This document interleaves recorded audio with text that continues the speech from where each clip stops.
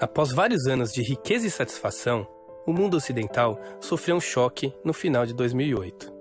As nações entraram em pânico e os cidadãos despertaram de um longo e sereno sono. A festa havia acabado. Então, os governos utilizaram seus recursos, prometendo corrigir a situação.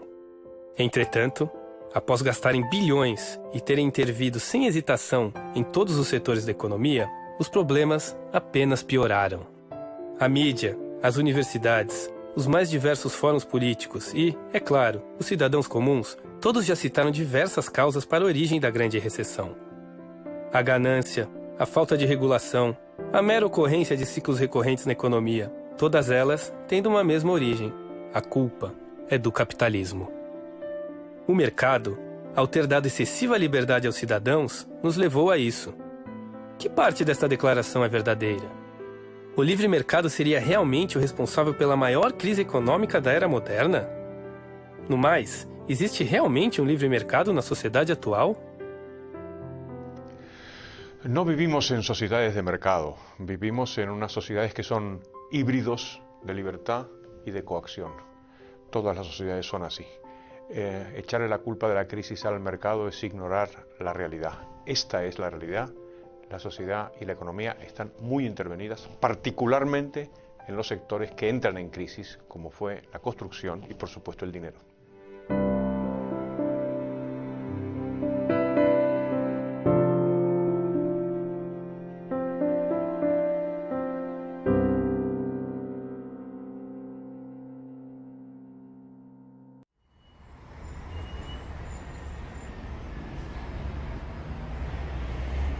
Desde os tempos remotos, as economias sempre vivenciaram períodos de forte crescimento, seguidos por períodos de estagnação e crise.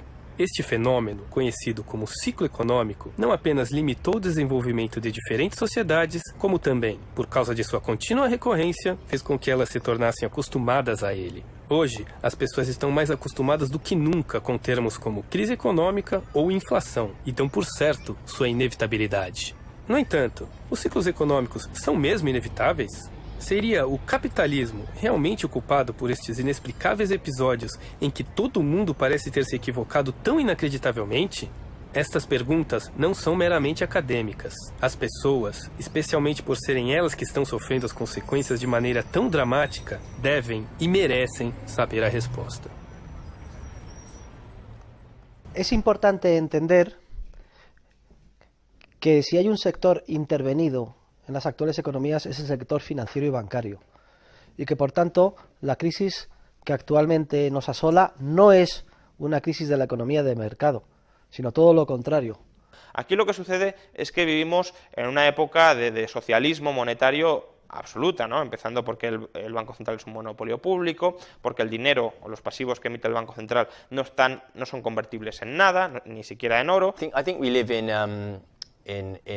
a sort of modern, technologically advanced manifestation of the Soviet Union, actually. I think it's much more like that. It's very central planning controls everything now.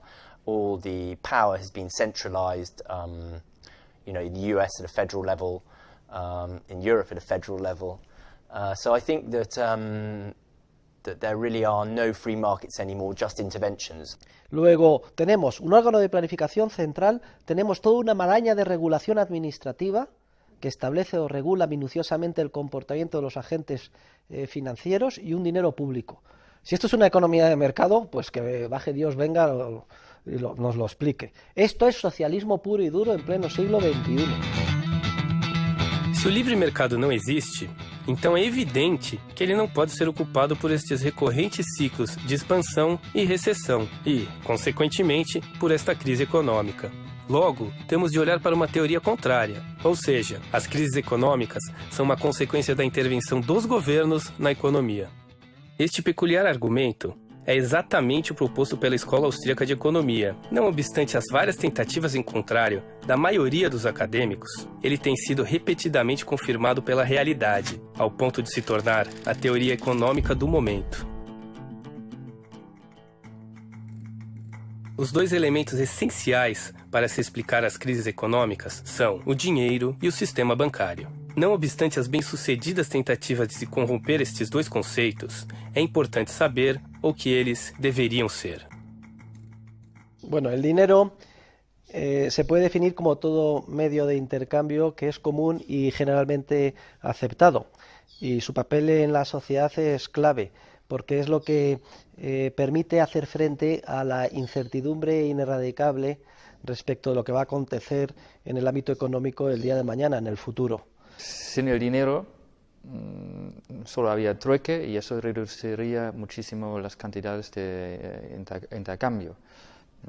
Volveríamos a un nivel de subsistencia, cada uno producía la mayoría de las cosas para él solo, porque existe el problema de la doble coincidencia de necesidades, que yo tengo que buscar a alguien que tiene lo que yo quiero y a su vez esta persona tiene que querer lo que yo le puedo ofrecer. Entonces sin dinero es muy, muy difícil. Não é exagero dizer que o dinheiro é a instituição fundamental de qualquer sociedade.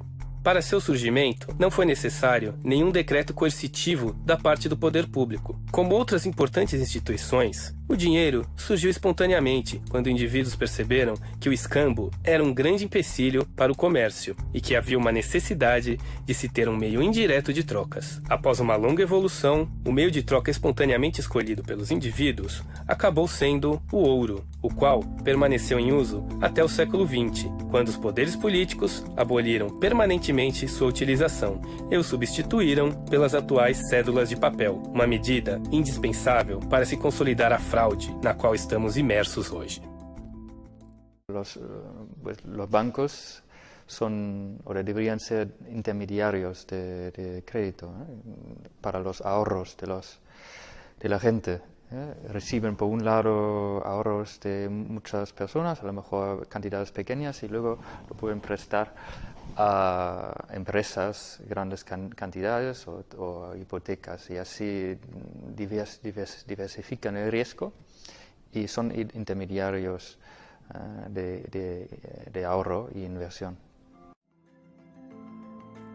Os bancos são empresas cuja função, entre outras, consiste em servir de intermediário entre poupadores e investidores. Em troca de juros, poupadores interessados em algo mais do que simplesmente depositar seu dinheiro permitiriam que o banco emprestasse sua poupança para investidores que o banco considerasse oportunos. Essa função de intermediação é essencial para o sucesso de qualquer economia, permitindo o direcionamento de grandes quantias de poupança para investimentos produtivos. Com efeito, o fenômeno dos ciclos econômicos surge quando o elo entre poupança e investimento é cortado. No entanto, se o banco só pode emprestar aquilo que outros pouparam anteriormente, como é possível que este elo se rompa? Lo que pasa es que pronto los depositarios, es decir, los banqueros, se vieron tentados para incumplir digamos, las obligaciones tradicionales que los principios generales del derecho exigen en el caso del depósito.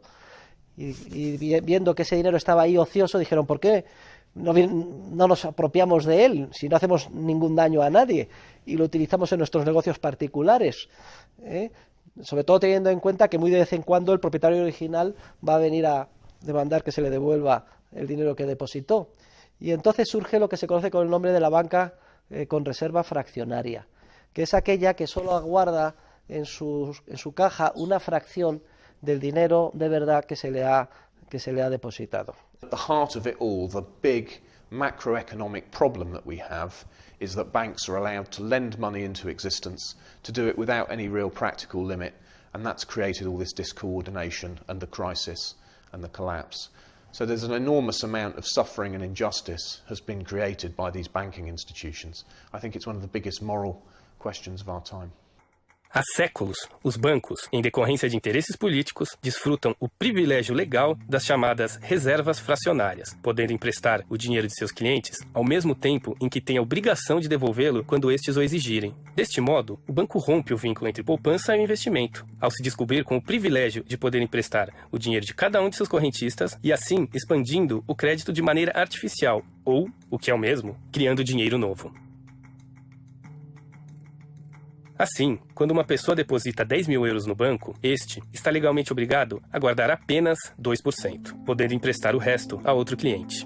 Este cliente usará este dinheiro para, por exemplo, comprar um carro. Deste modo, o vendedor do carro depositará este dinheiro em outro banco, qual, por sua vez, guardará apenas 2% e emprestará os 98% restantes, em um processo que pode ser repetido pelo menos 50 vezes. Em nosso caso, com uma base de dinheiro inicial de 10 mil euros, chegaríamos a obter uma oferta de 500 mil euros, sendo esse dinheiro recém-criado a semente que alimentará a crise.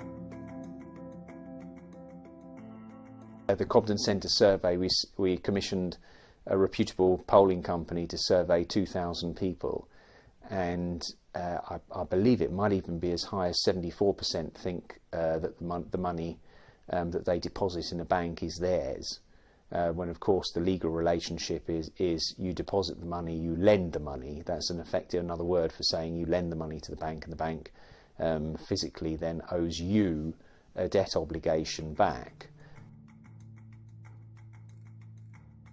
Embora não possamos estabelecer um ponto claro na história a partir de quando a fraude começou a ser forjada, a verdade é que um bom precedente foi criado em 1844, quando a Inglaterra, cansada dos contínuos ciclos de bolhas e recessões, exigiu, por meio da Lei de Peel, reservas de 100% em dinheiro de verdade, o qual era o ouro, em relação à emissão de papel moeda. O problema foi que os legisladores se esqueceram de incluir também a proibição de criação de depósitos à vista não lastreados, de modo que os bancos, sem ter de emitir papel moeda, podiam continuar criando dinheiro novo por meio de simples entradas contábeis em seus balancetes. Claro, esto hizo que los ciclos continuaran, las burbujas continuaran. Las burbujas, resultado de la creación de préstamos sin respaldo de ahorro real, que terminaban en última instancia en una crisis financiera cuando la gente se daba cuenta de que todo era artificial, ¿no? Entonces, se pone de manifiesto que cada un número regular de años los banqueros privados, cuando vienen las crisis financieras, son insolventes porque no tienen el dinero en efectivo, en oro, necesario para devolver todos los depósitos que han creado. Y entonces, ineludiblemente, es necesario crear un prestamista de última instancia que les salve de los apuros cada vez que vienen mal dadas. Entonces no hay más remedio que eliminar el oro como, digamos, patrón monetario y sustituirlo por un sistema monetario puramente papel, es decir, lo que se conoce con el nombre de las leyes de curso legal o forzoso. El Banco Central es una especie de negocio o de relación entre el poder político y una parte del sistema financiero. Originalmente los bancos centrales eran privados. Entablaron una relación con el gobierno de tal manera que el gobierno les decía: te otorgo el monopolio de la emisión de moneda, que es un negocio extraordinario, y a cambio tú me financias. Luego vemos cómo el error de la ley de Peel lleva, por un lado, a la aparición del prestamista de última instancia, el Banco Central, y por otro lado, a la eliminación paulatina del oro y a su sustitución por un sistema puramente fiduciario tipo papel, en este caso, libras de papel. Whereas in 1971, the Bretton Woods system folded completely with the closing of the gold window by the Nixon administration in the US, leading us into a world of global paper currencies, where every currency in the world is confidence-based as opposed to being physically backed.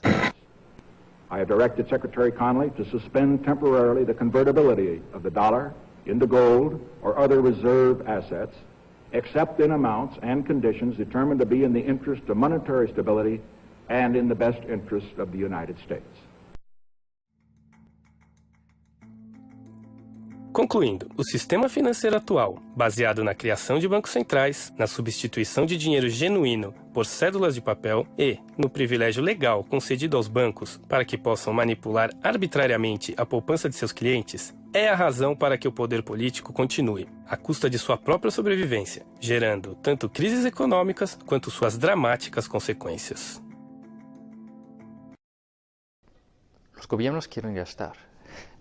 Y impuestos no son muy populares, porque la gente ve claramente que el gasto del gobierno tiene un coste, que son los impuestos que le quitan el dinero.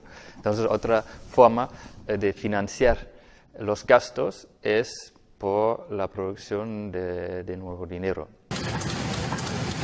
Entonces, el gobierno gasta más que recibe en impuestos por la diferencia imprime bonos estatales, luego el sistema financiero, los bancos compran una gran parte de estos bonos y luego el Banco Central compra estos bonos. En los Estados Unidos los compra directamente o en la Unión Europea, en la zona euro, lo acepta estos bonos como colateral para nuevos préstamos a los bancos. Entonces los bancos reciben nuevo dinero que pueden expandir el crédito y los precios suben. Entonces la gente paga también para los gastos públicos, pero paga por la inflación y no lo relaciona a esto. Entonces es más popular porque si tú subes impuestos, los votantes te van a castigar probablemente, pero con el déficit público que se financia con la monetización y la inflación, la gente no te castiga o no te castiga tanto. Na prática, o sinal que desencadeia o início de um ciclo econômico é a redução das taxas de juros. Quando os juros caem, os empreendedores se põem a iniciar novos empreendimentos que aparentam ser lucrativos. Seriam de fato lucrativos, caso os juros diminuíssem em decorrência de causas naturais, como o aumento da poupança real das pessoas. O problema é quando a redução dos juros se dá em decorrência da manipulação dos bancos centrais e dos governos, levando os empreendedores a cometerem erros graves de maneira maciça. Em princípio, haverá uma expansão econômica, o desemprego será drasticamente reduzido, os salários irão crescer, as ações irão subir, o valor dos investimentos aumentará e, em decorrência de tudo, as pessoas passarão a crer que finalmente poderão ter um padrão de vida mais elevado. No entanto, tudo acaba se revelando uma grande mentira. O resultado é que, como a redução inicial dos juros foi artificial, os projetos iniciados pelos empreendedores, incluindo todos os seus aparentes benefícios, se revelam desastrosos. Desastrosos tanto para as pessoas quanto para os próprios bancos, que, fazendo uso de seu privilégio legal, não apenas tomaram emprestado o dinheiro daqueles que não queriam emprestar, como também o emprestaram para pessoas que agora estão incapazes de gerar lucros suficientes para quitar seus empréstimos, e que também investiram em ativos que estavam com valores inflados, e que agora estão prestes a se desvalorizar. Quando os juros voltam a subir, os bancos terão problemas com a inadimplência de seus devedores e nem sequer poderão arrestar o patrimônio do devedor, pois seus valores caíram. A situação poderá ser tão dramática que nem mesmo os bancos centrais poderão ajudar. A única solução será a recessão econômica. Processo esse em que terão de ser expurgados todos os erros causados pela penosa e interesseira relação entre os próprios bancos centrais e o governo. ¿Y quién paga todo esto? Pues los usuarios de la moneda. En este sentido, es un gran fraude. La clave del sistema es que se trata de una especie de fraude legal. Ni siquiera los banqueros privados a nivel individual son conscientes del enorme daño que hacen creando de la nada créditos con cargo a depósitos de nueva creación, que son sus asientos en el pasivo de sus balances. El sistema monetario es un sistema legal. Tiene todos los plácemes de las constituciones y las leyes. Dentro de ese sistema es donde se generan unos procesos especulativos de burbuja y finalmente de crisis.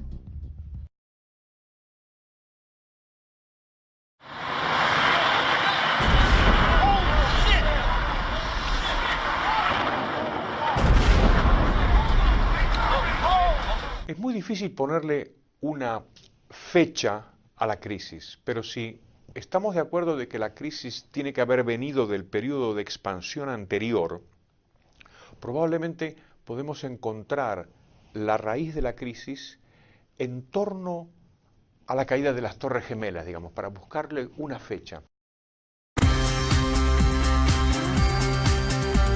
Para encontrarmos as origens da grande recessão, temos de regressar ao final dos anos 90, quando ainda nós estávamos imersos na bolha das empresas.com. A Bolsa dos Estados Unidos começou ao seu nível mais alto da história, e as empresas de tecnologia prometiam lucros sem precedentes, mas tudo isso era uma ilusão. Alan Greenspan, então presidente do Federal Reserve, decidiu desinflar aquela bolha antes que suas consequências se tornassem irreversíveis, e o fez da mesma maneira que havia inflado, manipulando as taxas de juros. No entanto, seus planos foram subitamente alterados pelos ataques terroristas do 11 de setembro. As medidas de Greenspan não ajudaram nem a superar o trauma e nem a facilitar o volumoso financiamento de que o governo americano necessitava para suas novas aventuras militares. To exist, you need an ideology. The question is whether it is accurate or not. And what I'm saying to you is, yes, I found a flaw. I don't know how significant or permanent it is, but I've been very distressed by that fact.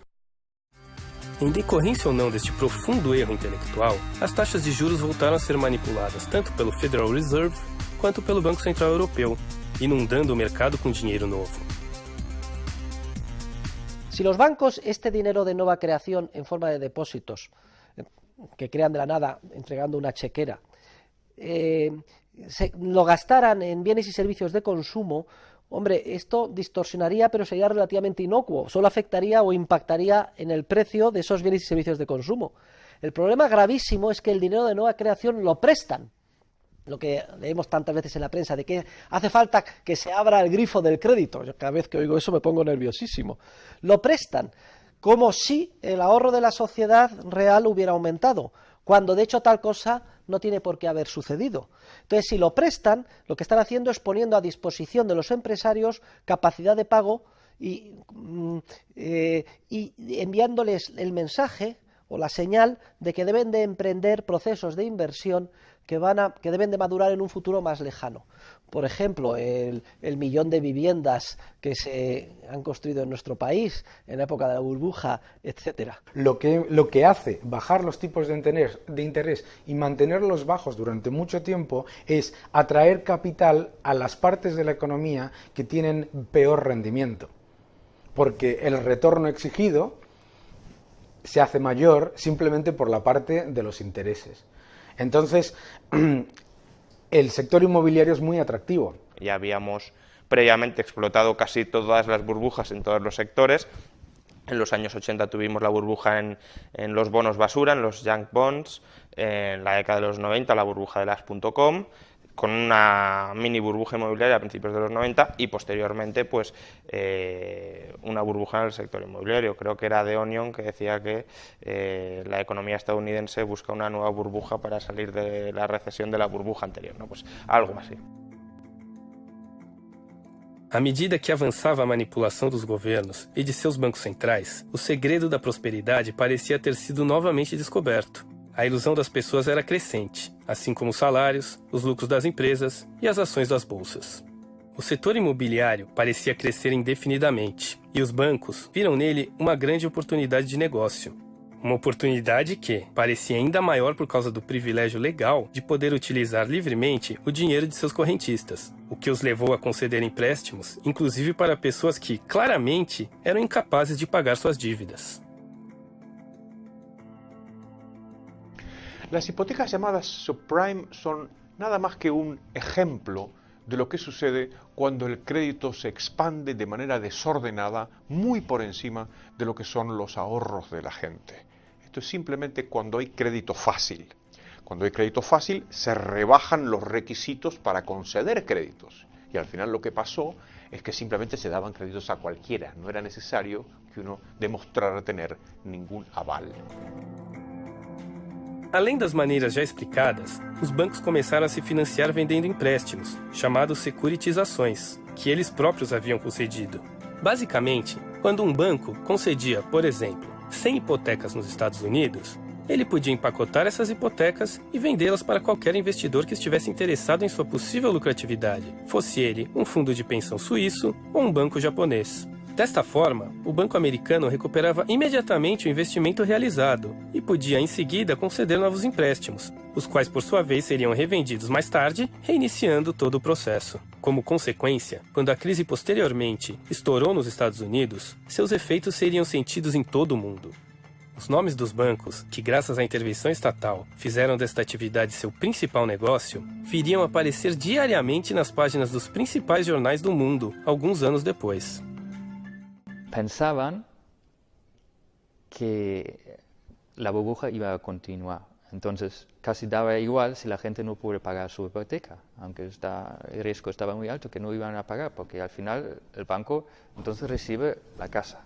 Como la casa sigue creciendo en valor, pues se quedan con la casa y luego la vendan con un beneficio, ¿no? Es decir, pensaban que la burbuja iba a continuar. Estas falsas perspectivas econômicas não foram o único fator que estimulou os bancos a continuar com práticas que mais tarde se revelariam suicidas. Como se não bastasse seus privilégios legais, os governos ainda dedicaram grandes esforços para garantir que as atividades dos bancos não declinassem. Um exemplo muito claro foi o trabalho efetuado pelas empresas hipotecárias Freddie Mac e Fannie Mae, que basicamente dedicaram seus esforços à lucrativa tarefa de comprar as hipotecas securitizadas que os bancos já haviam vendido, reempacotá-las e revendê-las, sabendo que contavam com a garantia implícita do governo americano. Se quebrassem, sabiam que o governo assumiria a dívida, como realmente aconteceu. No entanto, até então, sua atividade servia para que os bancos contassem com novos fundos, reiniciassem o processo, securitizando não só hipotecas, mas também empréstimos para consumidores, para estudantes, para aquisição de carros, deste modo, inflando ainda mais a bolha e expandindo outros tipos de negócios. Dentre eles, destaque para seguradoras financeiras e agências de classificação de crédito.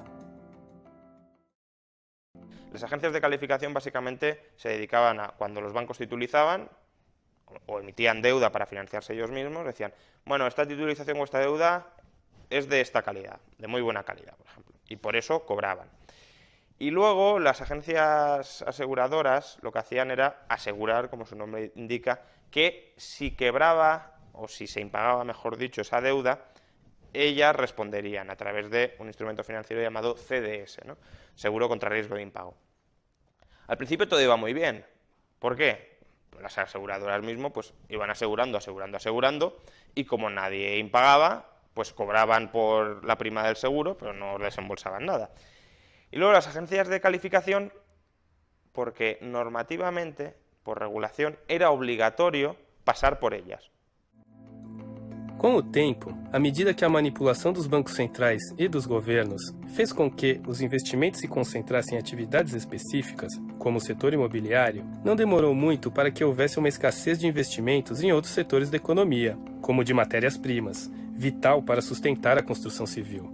Esta escassez de investimentos levou a um forte aumento nos preços, que os beneficiários da expansão creditícia tentaram repassar, sem sucesso, para os consumidores, o que levou ao fechamento de várias empresas e às consequentes demissões em massa.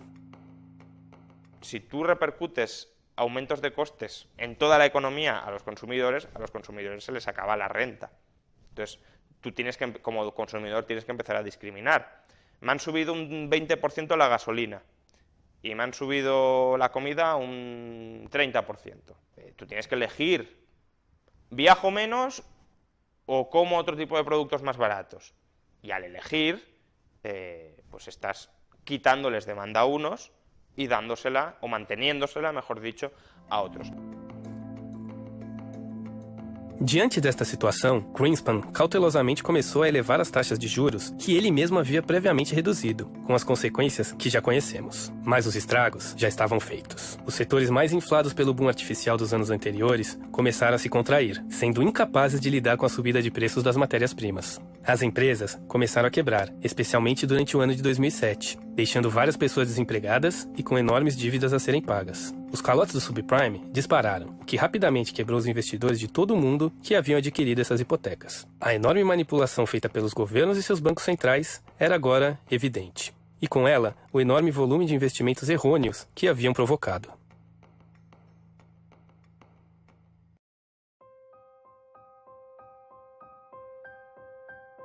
À medida que as securitizações e as demais dívidas recebiam o calote e tinham sua classificação rebaixada, os investidores se tornavam cada vez mais ávidos para se livrar delas. Em meados de 2007, quando foram produzidos os primeiros alertas de que algo grave estava ocorrendo, os bancos centrais, em pânico, embarcaram na precipitada e suicida manobra de injetar enormes quantias de dinheiro nos bancos para gerar confiança.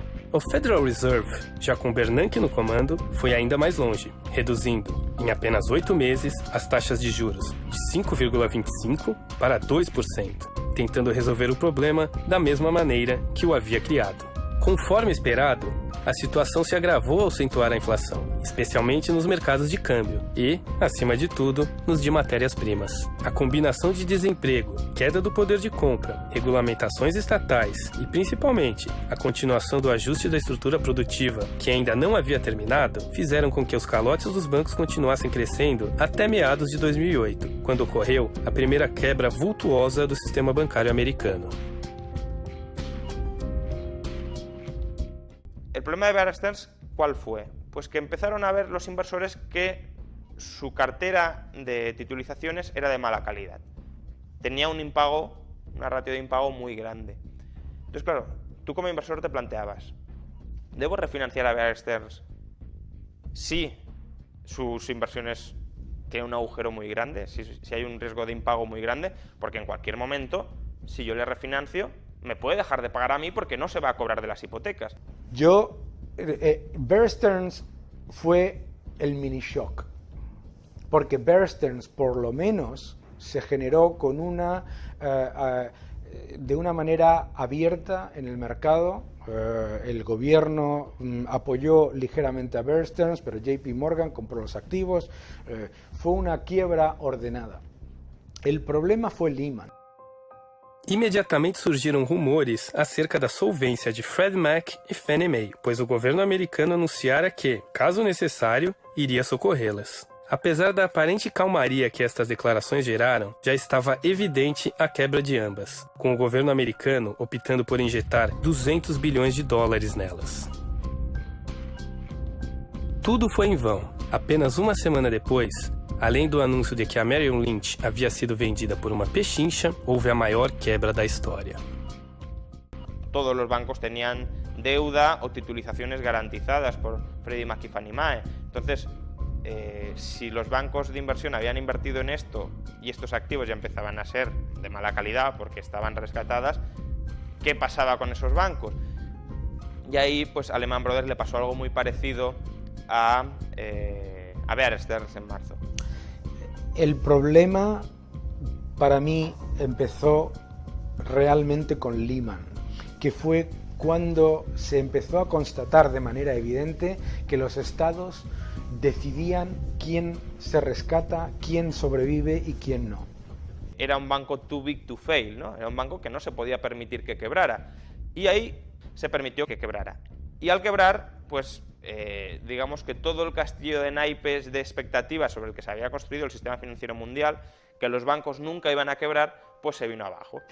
Se introduce tal nivel de incertidumbre en el mercado sobre los activos que estos bancos tienen, que estos bancos ellos mismos dejan de prestarse entre ellos. Luego también la agencia aseguradora AIG, como se empezaron a multiplicar los impagos y tenía tantos seguros contra impagos, pues también empezó a recibir un montón de reclamaciones de reponme el capital y no podía hacer frente a ello, con lo cual fue otra que tuvo que ser rescatada porque si no habría quebrado y se consideraba inaceptable que quebrara. Al final, ¿qué sucedió? Bueno, pues la Reserva Federal sostuvo el crédito a corto plazo. Solo prestaba a corto plazo la Reserva Federal, no como luego, que se ha puesto a comprar activos a 30 años, que eso es una barbaridad.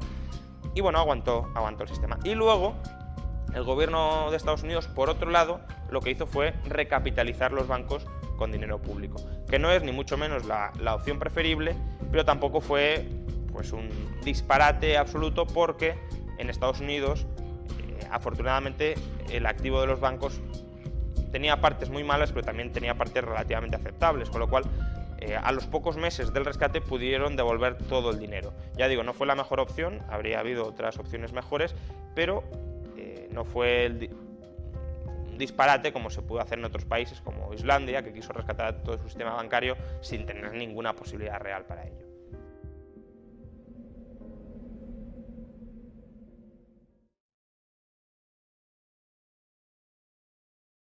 Uno de los aspectos más interesantes de la crisis es cómo las diferencias políticas, que al parecer eran abismales antes de la crisis, después de la crisis desaparecen.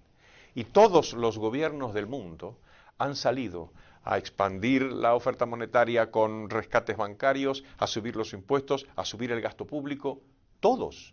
Las políticas gubernamentales contra la crisis tuvieron dos fases claramente diferenciadas. La primera, que se correspondería con el cuarto trimestre de 2008, fue el rescate o estabilización del sector financiero. Probablemente dentro de la retórica de la crisis, de las expresiones más desafortunadas, es la expresión rescate. ¿Por qué? Y porque carece de connotaciones peyorativas. ¿Quién va a estar en contra de un rescate? Parece que un rescate necesariamente es bueno. Y ahí esto es un grave error, puesto que hay bancos, entidades que no deberían haber sido rescatadas. La manera correcta de haber hecho esto, y que no habría costado ni un solo euro y además, o dólares, y además se habrían asignado exactamente las pérdidas a los responsables de ello. Bueno, lo primero, los bancos que sean insolventes, los accionistas lo pierden todo. Es de sentido común. Una empresa que está quebrada es una empresa que pierde, cuyos accionistas lo pierden todo, por definición. Luego, como tenemos un exceso de deuda sobre el activo, de pasivo sobre activo, que así se define la quiebra, sería cuestión de convertir una parte de esos pasivos en fondos propios. Esta operación se conoce como capitalización de deuda y también es bastante recurrente en el sector privado empresarial distinto del financiero. De manera que, por ejemplo, los acreedores de deuda subordinada, que es una deuda basura básicamente, se convierten en accionistas. No cobran el dinero, porque obviamente el banco está quebrado, no cobran nada, o no cobran en dinero, sino que cobran en acciones.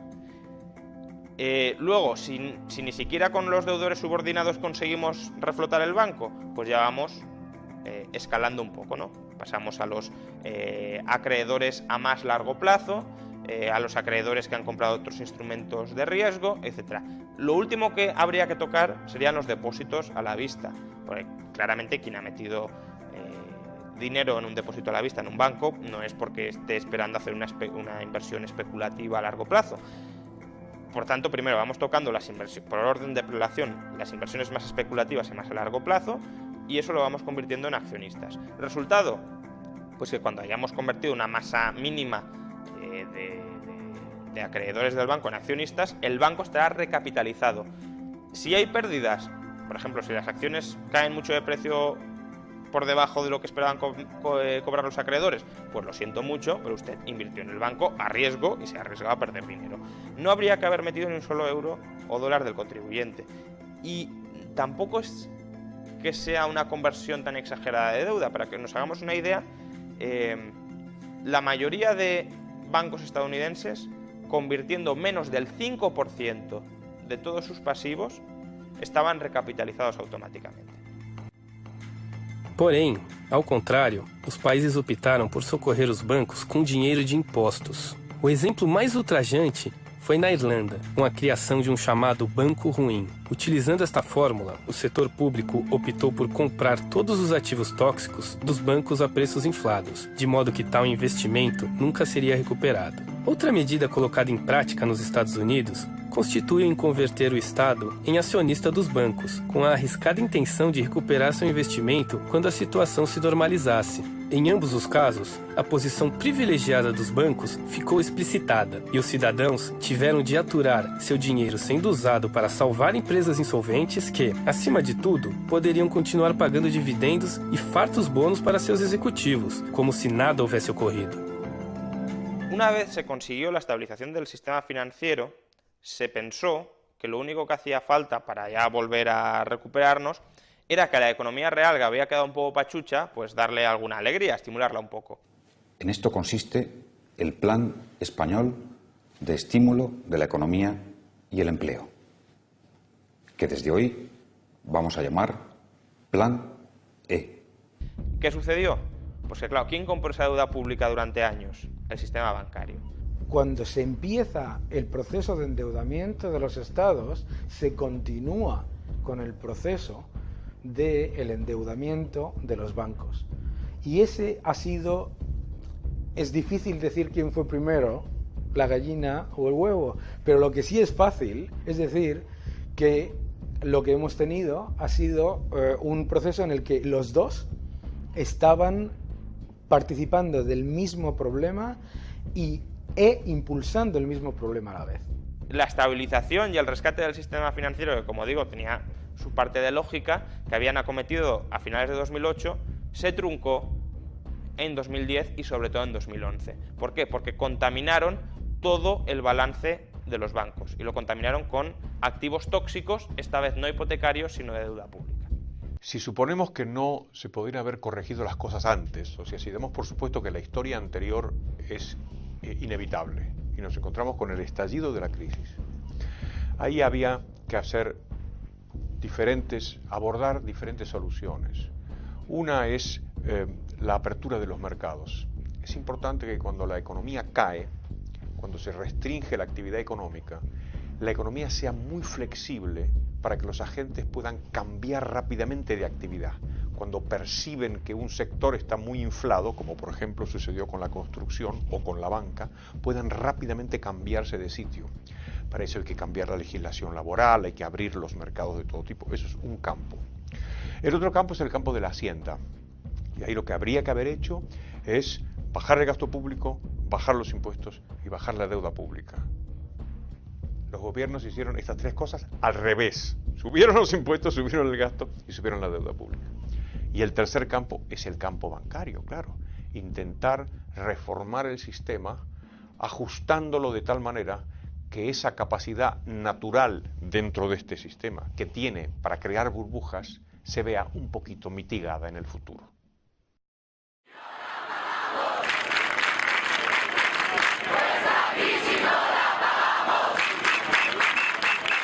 Pues la verdad es que yo soy de las personas cándidas que en un principio pensó que aquello era de alguna manera un movimiento de rebelión o por lo menos de expresión de descontento de la sociedad civil, y eso me habría parecido bueno, me parecía bueno en ese momento. Está muy bien salir a la calle y decir nos estáis tomando el pelo, pero hay que ser consecuente y no dejarse embaucar por las fuerzas políticas que te van a seguir prometiendo el oro y el moro, ¿no? Ainda mais grave que a ignorância econômica das pessoas é o fato de que as ideias mais perigosas, aquelas que levaram todos a sofrer a grande recessão, são exatamente as defendidas profusamente entre os supostos intelectuais. A semente do mal, plantada há anos por Keynes, viceja por meio das ideias de economistas famosos, como Greg Menkel, que a fim de condenar a poupança e estimular o consumismo, chegou a propor a eliminação por sorteio de todas as cédulas, com os números de série selecionados em um bingo. Medida esta apoiada por Paul Krugman, o economista que, fiel aos seus ideais, aconselhou em 2001 a criação de uma bolha imobiliária e que, após esta ter estourado, em vez de reconhecer seu erro, foi ainda mais longe, chegando a elogiar coisas como a guerra do Iraque e até mesmo conclamar a invasão alienígena como uma maneira de se sair da crise. They tell us that we should have more credit.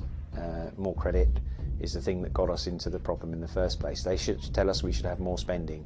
More spending was government spending was the thing that got us into the trouble. They tell us we should have more regulation, and it's all various different flavors of regulation. It doesn't really necessarily matter what it is. It's just more of it, and all these things have failed. Absolutely failed.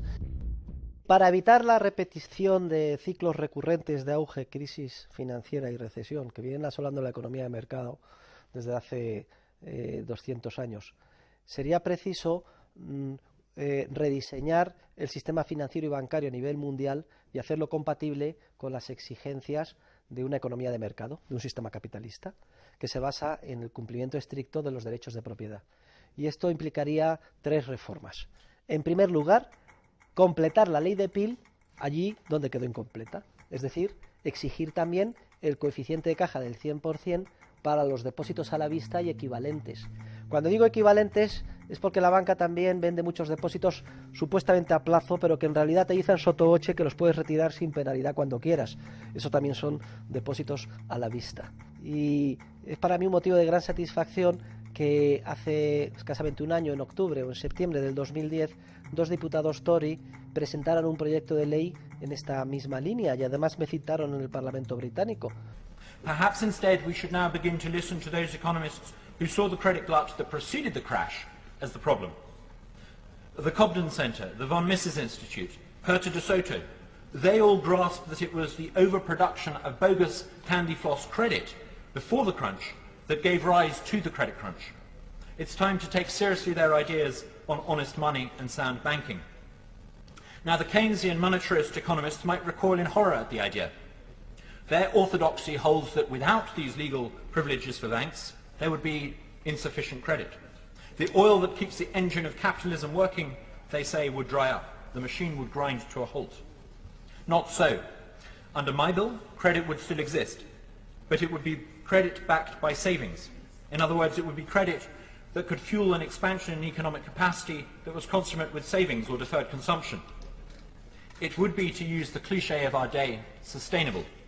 It's an amazing thing just how few members of Parliament in the UK really understand the monetary system. It's such a fundamental institution in a society based on the division of labour, and yet most members of Parliament don't study money. Even members of Parliament who are good economists don't usually study the institution of money itself and the real details of the way banking works.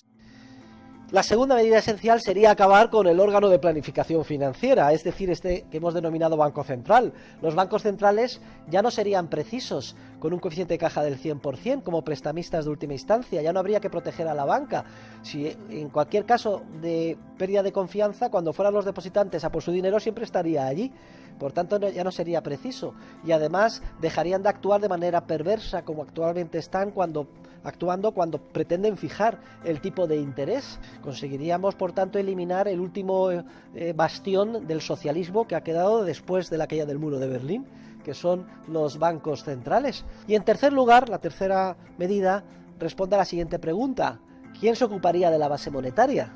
Y lo que propongo es la reintroducción del patrón oro, un patrón oro clásico con coeficiente de caja del 100%. El stock mundial de oro ha venido creciendo en torno al 2% al año, y además tiene la ventaja de que el oro no se puede manipular ni crear al antojo de los gobernantes. El oro supone una especie de corsé que disciplina la acción de todos los agentes que participan en una sociedad y en el mercado.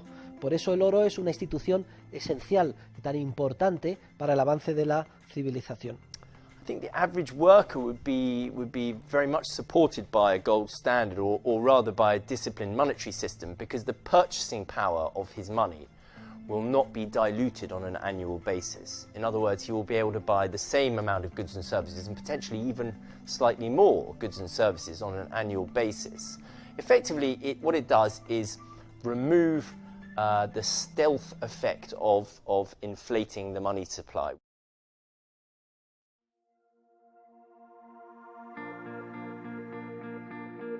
Não muitas gerações atrás, homens e mulheres arriscaram suas vidas para recuperar a liberdade que lhes havia sido confiscada. Muitos morreram na tentativa. A história da humanidade pode ser resumida em uma contínua luta dos homens contra a opressão. Hoje, o risco é menor, infinitamente menor, mas o que está em jogo é exatamente o mesmo. Vimos como indivíduos enfrentaram várias crises no decorrer da história, e sempre saíram delas com um poder político mais fortalecido. Até quando continuaremos cometendo o mesmo erro? Temos a obrigação moral de conquistar para sempre a liberdade. Este é o nosso momento. E separar completamente o poder político das finanças é um passo fundamental. Somente assim alcançaremos a genuína liberdade. E com ela, a paz e a prosperidade. Só depende de nós.